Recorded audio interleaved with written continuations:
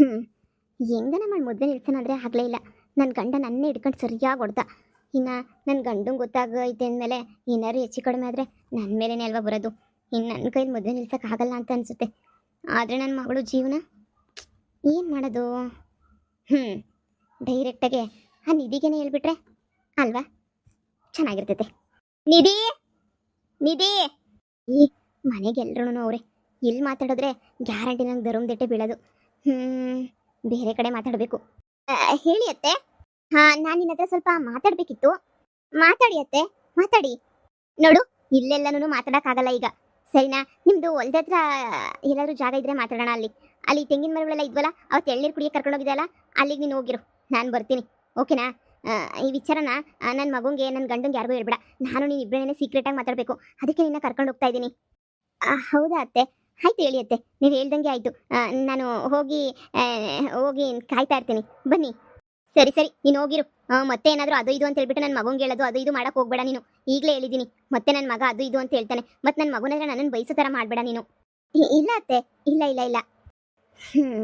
ಇವಳೇ ಸರಿಯಾಗಿ ಮಾಡ್ತೀನಿ. ಹೆಂಗಿದ್ರು ಮೊದಲೇ ಸೂಕ್ಷ್ಮವಾಗವಳೆ. ಏನಾದರೂ ಒಂದು ಮಾತಂದರೆ ಅಳ್ತಾ ಕುತ್ಕೋತಾಳೆ. ಅಂಥದ್ರಲ್ಲಿ ಇವಳಿಗೆ ನಾನೆಲ್ಲ ಹೇಳೋದ್ರಲ್ಲಿ ತಪ್ಪೇನೂ ಇಲ್ಲ ಬಿಡು.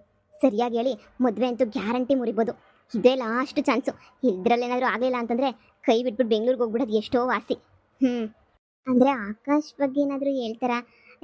ಇಲ್ಲ ಅಂದರೆ ಮದುವೆ ಯಾವ ಥರ ಮಾಡಬೇಕು ಅಂತೇಳ್ಬಿಟ್ಟು ಮಾತಾಡ್ತಾರಾ? ಇದ್ರೂ ಇರ್ಬೋದೇನೋ.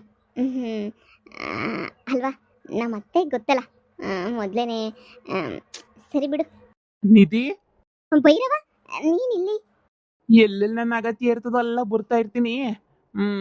ಏನು ಇಲ್ಲಿ ಕಾಯ್ಕೊಂಡು ನಿಂತಿದ್ಯಾ? ಯಾರೋ ನಿನ್ನ ಮಾತಾಡ್ಸಕ್ ಬರ್ತಾವ್ರೆ ಅಂತ ಅನ್ನಿಸ್ತದೆ. ಹೌದು ಭೈರವ, ನಮ್ಮ ಅತ್ತೆ ನನ್ನ ಹತ್ರ ಏನೋ ಪರ್ಸ್ನಲ್ ಆಗಿ ಮಾತಾಡಬೇಕು ಅಂತ ಹೇಳಿದ್ರು. ಅದಕ್ಕೇನೆಯ ನಾನು ಕಾಯ್ತಾ ನಿಂತೀವಿ ಪರ್ಸ್ನಲ್ ಆಗಿ ಮಾತಾಡೋಕ್ಕೇನೆಯ. ಅದೇನು ಮಾತಾಡ್ತಾರೋ ನನಗೂ ಗೊತ್ತಿಲ್ಲ. ಅದಕ್ಕೆ ನೋಡೋಣ ಏನೋ ಹೇಳ್ಬೋದು ಅಂತ ಕಾಯ್ತಾ ಇವನಿ. ನೋಡು ನಿಧಿ, ಯಾರ ಬಗ್ಗೆನೂ ತಲೆ ಕೆಡಿಸ್ಕೊಬೇಡ. ನಿಮ್ಮ ಅತ್ತೆ ನಿನಗೆ 100 ಹೇಳ್ಬೋದು, ಇಲ್ಲಾಂದ್ರೆ ನಿಮ್ಮ ಅತ್ತೆ ನಿನ್ನ ಮದುವೆ ನಿಲ್ಸೋಕ್ಕೆ ಅಂತಲೇ ಪ್ರಯತ್ನ ಪಡ್ಬೋದು. ಆದರೆ ಯಾರ ಮಾತ್ಗೂ ಸೊಪ್ಪಾಕ್ಬೇಡ. ನೀಟಾಗಿ ನೀನು ನಿನ್ಗೇನು ಅನ್ನಿಸ್ತೋ ಅದನ್ನು ಮಾತ್ರ ಮಾಡು. ಇಲ್ಲ ಅಂದರೆ ಕೊನೆನಾಗೆ ಎಲ್ಲನೂ ಕಳ್ಕೊಂಡ್ಬಿಟ್ಟು ಬೀದಿ ಬಿಕಾರಿಯಾಗಿ ಹೋಗ್ಬಿಡ್ತೀಯಾ. ಯೋಚನೆ ಮಾಡು. ನಿಮ್ಮ ಅತ್ತೆ ನೀನು ಅನ್ಕೊಂಡಿರೋ ಅಷ್ಟು ಒಳ್ಳೆಯವಳಲ್ಲ. ನಿನ್ನ ಮದುವೆ ನಿಲ್ಸೋಕ್ಕೆ ನಾನಾ ಪ್ರಯತ್ನ ಮಾಡ್ತಾವಳೆ. ಏನು ಹೇಳ್ತಿದ್ಯಾ ಭೈರವ? ನಮ್ಮ ಅತ್ತೆ ನನ್ನ ಮದುವೆ? ಹೌದು ಕಣಮ್ಮ, ನಿನ್ನ ಮದುವೆ ನಿಲ್ಸೋಕ್ಕೆ ನೀನು ಬೇಜಾನ್ ಪ್ರಯತ್ನ ಮಾಡ್ತಾವಳೆ. ನಿನ್ನ ಸೊಸೆಯಾಗಿ ಒಪ್ಕೊಳ್ಳೋಕ್ಕೆ ಅಮ್ಮ ರೆಡಿನೇನಿಯೇ ಇಲ್ಲ. ಅಯ್ಯೋ ನಂಗೆ ಇದೆಲ್ಲ ಗೊತ್ತೇನೇ ಇರಲಿಲ್ಲ. ಮೊದಲೇನೆಯ ಗೊತ್ತಿದ್ದಿದ್ರೆ ನಾನೇನೆಯ ಮದುವೆನೆಯ ನಿಲ್ಲಿಸ್ಬಿಡ್ತಾ ಇದ್ದೆ ಅಲ್ವಾ. ನಮ್ಮ ಅತ್ತೆ ನನ್ನ ಹತ್ರ ಬಂದ್ಬಿಟ್ಟು ಹೇಳೋಂಥ ಅವಶ್ಯಕತೆ ಏನೂ ಇಲ್ವಲ್ಲ ಭೈರವ. ಮತ್ತೆ ಮದುವೆನೆಯ ನಾನೇ ನಿಲ್ಲಿಸ್ಬಿಡ್ಲಾ? ಅದಕ್ಕೆ ಹೇಳೋದು ನಿನ್ನ ತಲೆನಾಗ ಬುದ್ಧಿ ಇಲ್ಲ ಅಂತ ಹೇಳ್ಬಿಟ್ಟು. ನೀನೇನಾದ್ರೂ ನಿನ್ನ ಹುಡುಗನ ಆಕಾಶನ ಮದುವೆ ಮಾಡ್ಕೊಳ್ಳಿಲ್ಲ ಅಂತ ಹೇಳ್ಬಿಟ್ರೆ ಆಕಾಶನ ನಡು ಬೀದಿಗೆ ತಂದು ಆಕಾಶನ ಭಿಕ್ಷೆ ಎತ್ತ ಪರಿಸ್ಥಿತಿಗೆ ತರಬೇಕು ಅಂತ ಹೇಳ್ಬಿಟ್ಟು ನಿಮ್ಮ ಅತ್ತೆ ಆಗ್ಲೇ ಫಿಕ್ಸ್ ಆಗೋಗ್ಬಿಟ್ಟವಳೆ. ಭಿಕ್ಷೆ ಎತ್ತ ಪರಿಸ್ಥಿತಿಗೆ ತಗೊಂಬಿಟ್ಟು ಬರೋದು ಗೊತ್ತಾಯ್ತಾ? ನೋಡು, ನೀನು ಮದುವೆ ಮಾಡಿ ಆಕಾಶ್ಗೆ ಎಲ್ಲ ಸಪೋರ್ಟಾಗಿ ನಿಂತ್ಕೊಂಡು ಮನೆಗೆ ನಡೀತಿರೋ ಅನ್ಯಾಯ ಎಲ್ಲನೂ ಸರ್ ಮಾಡೋಕ್ಕೆ ಅಂತ ಅದೇನೋ ನಿನ್ನ ಹಣೆ ಬರೋದಾಗ ದೇವರು ಬರೆದವನೇ ಅಂತ ಅನ್ನಿಸ್ತದೆ ಮಗಳೇ. ನಿಮ್ಮ ಅತ್ತೆ ಬಂದು ಎಷ್ಟು ಹೇಳಿದ್ರು ನೀನಂತೂ ಏನು ಮಾತಾಡೋಕೆ ಹೋಗ್ಬೇಡ. ನಿನಗೇನು ಅನ್ನಿಸ್ತದೋ ಅದನ್ನೇ ಮಾತಾಡು. ನಿನ್ನ ಹುಡುಗ ಚೆನ್ನಾಗಿರ್ಬೇಕು ಅಂತ ಹೇಳಿದ್ರೆ ನೀನು ಮದುವೆ ಆಗಲೇಬೇಕು ಸರಿನಾ. ಹಾಗೆ ಅವರಿಗೆಲ್ಲ ಬುದ್ಧಿ ಕಲಿಸ್ಲೇಬೇಕು. ನಿನ್ನ ಹಣೆ ಬರೋದಾಗೆ ನೀನು 2 ಮದುವೆ ಆಗಬೇಕು ಅಂತ ಬರ್ತಿದ್ರೆ ಏನೂ ಮಾಡೋಕ್ಕಾಗಿಲ್ಲ. ಯಾಕಂದರೆ ನಿಮ್ಮ ವಂಶ ಎಲ್ಲನೂ 2 ಮದುವೆ ಮಾಡ್ಕೊಂಡಿರೋದೇನೇನಿಯ. ಒಬ್ಬೊಬ್ಬರು ಮನೆ ತಂದಾಗ ಹಂಗಿರ್ತದೆ, ಏನೂ ಮಾಡೋಕ್ಕಾಗಕ್ಕಿಲ್ಲ ಸರಿನಾ. ನಿಮ್ಮ ಅತ್ತೆ ಹೇಳಿದ್ಲು ಅಂತ ಮದುವೆ ನಿಲ್ಲಿಸೋದೆಲ್ಲ ಮಾಡಬೇಡ. ನೀನೇನಾದರೂ ಮದುವೆ ನಿಲ್ಲಿಸಿದ್ರೆ ನಿನ್ನ ಹುಡುಗ ಆಕಾಶ್ ಬೀದಿಗೆ ಬೀಳ್ತಾನೆ.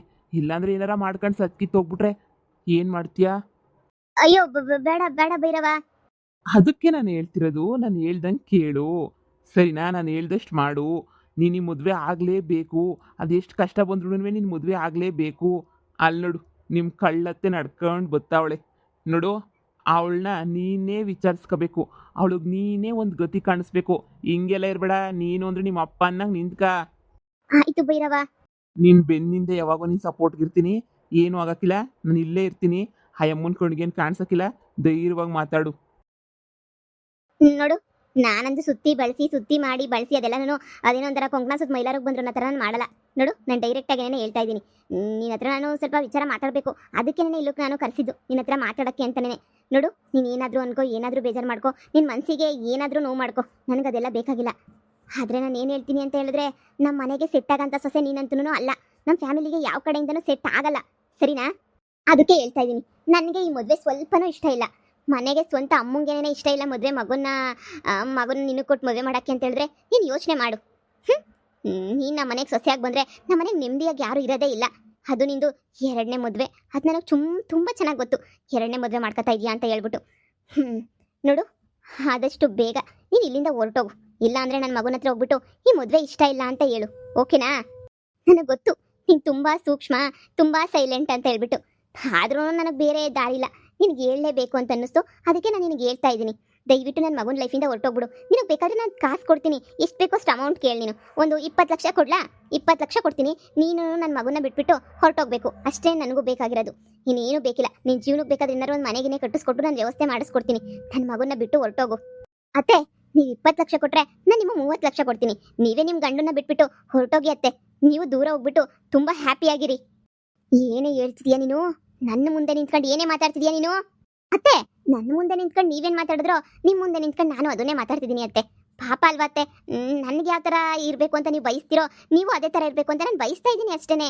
ನೀವು ಗೊತ್ತಾ, ಮುಯ್ಯಿಗೆ ಮುಯ್ಯಿ ಅನ್ನೋ ಥರ. ಅತ್ತೆ, ನೀವು 20 ಲಕ್ಷ ಕೊಟ್ಟು ನಾನು 30 ಲಕ್ಷ ಕೊಡ್ತೀನಿ ಅತ್ತೆ. ನೀವು ತಲೆನೇ ಕೆಡಿಸ್ಕೊಬೇಡಿ. ಮಾವನ ಜೊತೆ ಯಾಕಿರ್ತೀರಾ? ಸುಮ್ಮನೆ ಇರಿಟೇಷನ್ ಅಲ್ವಾ ನಿಮ್ಗೂ? ಬಿಟ್ಟು ಹೋಗಿ ಅತ್ತೆ. ಯಾಕೆ ಬಿಟ್ಟೋಗಕ್ಕೆ ಬೇಜಾರಾಗುತ್ತಾ, ಇಲ್ಲ ಅಂದರೆ ಟೆನ್ಷನ್ ಆಗ್ತಾಯ್ತಾ? ಏನಾಗ್ತಾಯ್ತು ಹೇಳಿ? ಏಯ್, ಹೇಳ್ದಷ್ಟು ಮುಚ್ಕೊಂಡು ಕೇಳು, ಜಾಸ್ತಿ ಅವತಾರಕ್ಕೆ ಬರಬೇಡ. ಯಾರು ಹೇಳ್ಕೊಟ್ರು ನಿನ್ಗೆ ಇಷ್ಟೊಂದು ದುರಂಕರವಾಗಿ ಮಾತಾಡು ಅಂತ ಹೇಳಿ? ನೋಡು, ನನ್ನ ಮಗಂಗೆ ನಾನು ಬೇರೆ ಹುಡುಗಿನ ಕೊಟ್ಟು ಮದುವೆ ಮಾಡಕ್ಕೆ ನಾನು ಎಲ್ಲ ತಯಾರಿನೂ ಮಾಡ್ತಾ ಇದ್ದೀನಿ. ನೀನಂತೂ ನನ್ನ ಮಗನ ಮದುವೆ ಮಾಡ್ಕೊಳ್ಳೋ ಅವಶ್ಯಕತೆ ಇಲ್ಲ.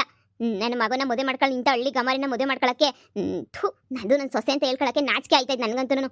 ನೋಡು, ನೀನು ನನ್ನ ಮನೆ ಸೊಸೆ ಆಗಲ್ಲ, ಆಗಬಾರ್ದು ಅಷ್ಟೇ. ಅಕಸ್ಮಾತ್ ನೀನೇನಾದರೂ ಅಪ್ಪಿ ತಪ್ಪಿ ಆದ್ರೂ ನಿನಗಂತೂ ಒಂದು ಗತಿ ಕಾಣಿಸ್ತೀನಿ ನಾನು. ನನ್ನ ಬಗ್ಗೆ ಅಂದರೆ ನನ್ನ ಮದುವೆ ಬಗ್ಗೆ ನಿರ್ಧಾರ ಮಾಡೋಕ್ಕೆ ನೀವು ಯಾರು? ನಾನು ಒಪ್ಪಿದ್ದೀನಿ, ನನ್ನ ಮದುವೆ ಆಗೋ ಹುಡುಗ ಒಪ್ಪವನೇ.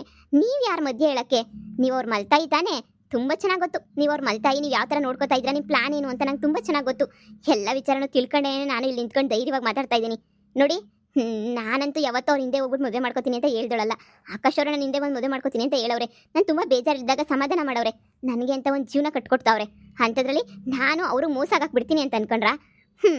ನಿಮ್ಗೆ ಇಷ್ಟ ಇಲ್ಲ ಅಂತಂದರೆ ನಾನೇ ನಿಮ್ಮ ಜೊತೆ ಸಂಸಾರ ಮಾಡಲ್ಲ. ನಾನು ಸಂಸಾರ ಮಾಡೋದೇನಿದ್ರು ನಮ್ಮ ಹುಡುಗನ ಜೊತೆ. ನಿಮ್ಗೇನಾದ್ರೂ ಅಷ್ಟೊಂದು ಇಷ್ಟ ಇಲ್ಲ ಅಂದರೆ ಕಣ್ಣು ಮುಚ್ಕೊಂಡು ಕೂತ್ಕೊಳ್ಳಿ, ಇಲ್ಲ ಮದುವೆಗೆ ಬರಬೇಡಿ. ಆದರೆ ನಾನಂತೂ ಮದುವೆ ಆಗೋದಂತೂ ಫಿಕ್ಸು.